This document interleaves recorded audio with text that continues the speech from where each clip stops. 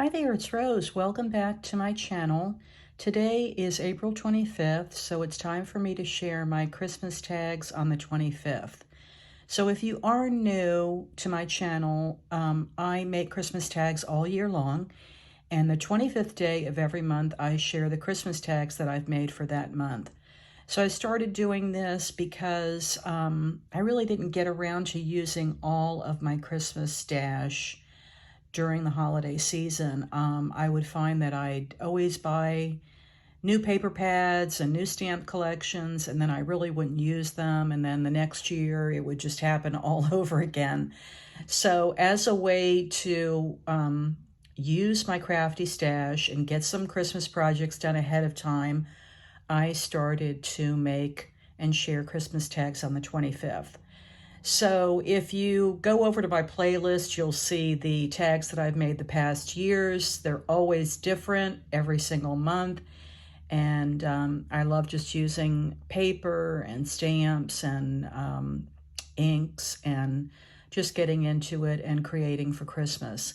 So let me show you what I did for this month. I'll start out by showing the supplies that I used, and then we'll get into the tags. Now I will typically use tag dies to create the tag bases. Sometimes I'll free cut them. For this month, I pulled out these tags that I had from Heidi Swapp.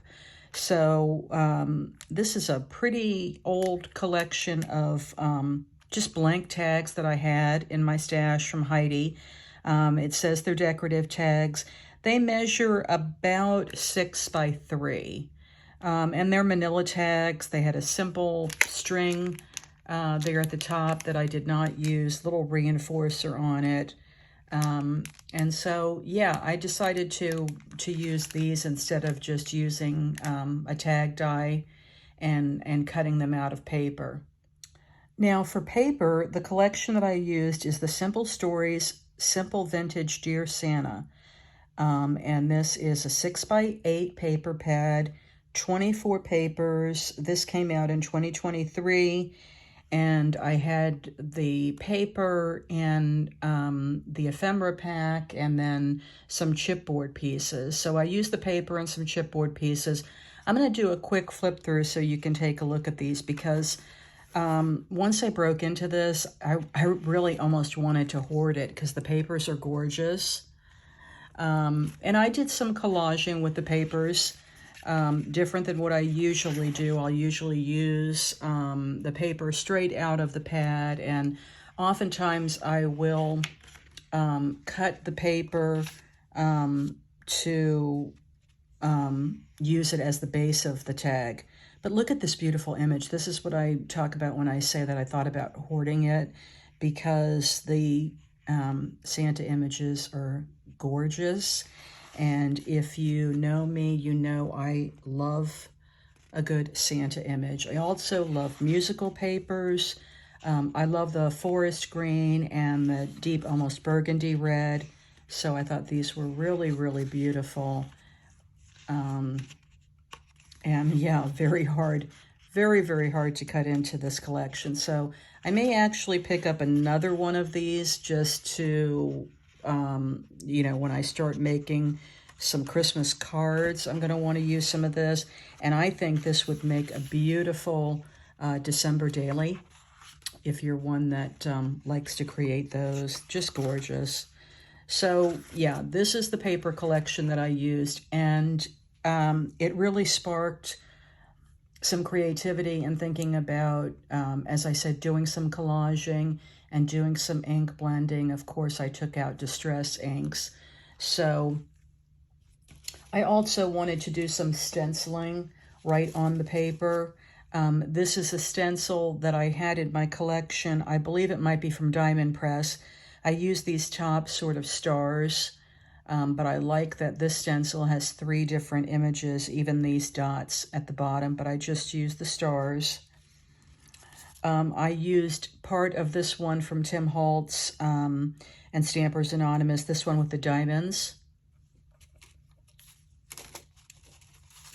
And then I also used these kind of like They remind me of like vintage snowflakes almost, and I used some of these as well. This is also from Tim's collection, Stampers Anonymous. So I did some stenciling as well. And then I mentioned ink blending. So for inks, I used Festive Berries. I used Black Soot. You got to be careful with Black Soot because it really is the deepest of the distress inks, and it can almost darken things a little bit too much. So a light hand on that. Tea dye, which is beautiful. And then one of my favorite Christmas ones, which is Pine Needles. So I did some ink blending with these.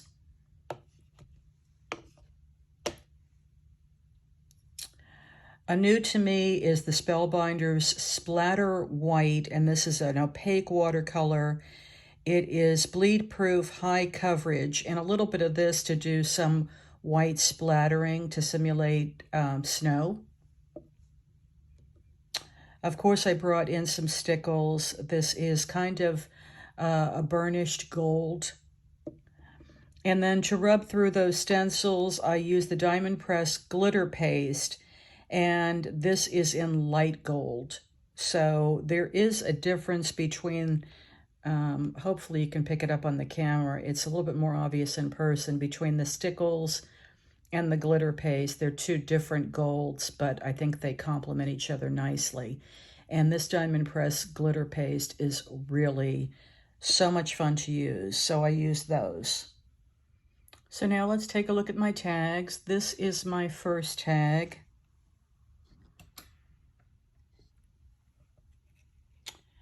So hopefully you can see all the collaging that I did with the papers. Here's a little piece of a paper that had this image of a Santa and a little girl here by the fireplace, and of course the 24. And then I wanted to bring in those musical notes. Here is where I used the glitter paste for that star stencil, and I did that around here and along the top. And then I also used the star stencil for the Festive Berries to add a layer of that red. And then of course a lot of the tea dye, Black Soot around the edges. And this is one of the chipboard pieces. It's actually two that I've layered up on top of each other, and it's got a little Santa face and it says joy. But there's a lot going on this tag. You can see some of the stickles along with some of that opaque white from Spellbinders that I did some splattering to, and that is my first tag. And here's my second one, probably my favorite, only because I love a vintage Santa image, and I think this one is absolutely beautiful. When I think about images of Santa, this image comes to mind. So everything from the holly in his hat, it said it's the best time of the year. I just tore it along the edge there, but I layered paper behind it so you can see that it looks like there's a lot of depth there, and you can see hopefully some of the splatter as well as the stickles. This is a chipboard piece that's layered up there. It says Mary for some dimension, and I also used that diamond stencil throughout this as well. Now here's a quick look at the back. I just cut out one of the sentiments from Paper Roses Studios, and that's the Merry Christmas sentiments. I wanted it to look a little bit more rustic, plenty of room to write a message, but just added the Christmas wishes there on the back and some grosgrain ribbon.